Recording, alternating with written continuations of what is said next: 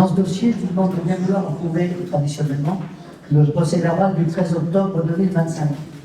Pour la première fois, Jean-Pierre Berger se tient à la place du maire lors d'un conseil municipal. Et dès les premières minutes de ce conseil, les tensions sont apaisées et le retour au calme se fait sentir. Pourtant, quelques heures avant son premier conseil, Jean-Pierre Berger se confiait sur les enjeux de ce dernier. Ce serait le comble d'avoir un conseil tendu alors que chacun dit qu'on va vers l'apaisement, compte tenu des 3 années de tempête et de tourmente qu'on a eues, les uns et les autres. Donc non, moi je suis pas du tout inquiet pour ça.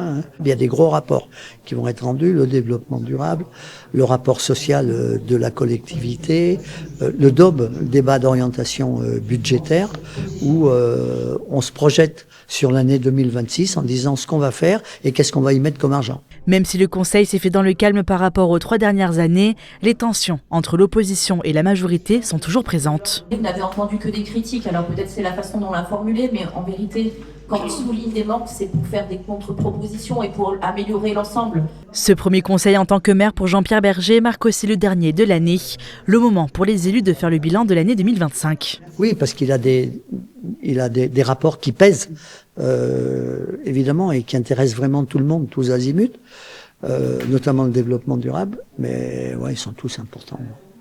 Et quand vous les portez, ils sont importants. Et tous azimuts, concernant les qualités de vie des gens, concernant la police, concernant la sécurité, la propreté. Bon, il y a un petit peu tous les domaines, le développement durable. En tout, 79 délibérations ont été abordées lors de ce dernier conseil municipal de 2025.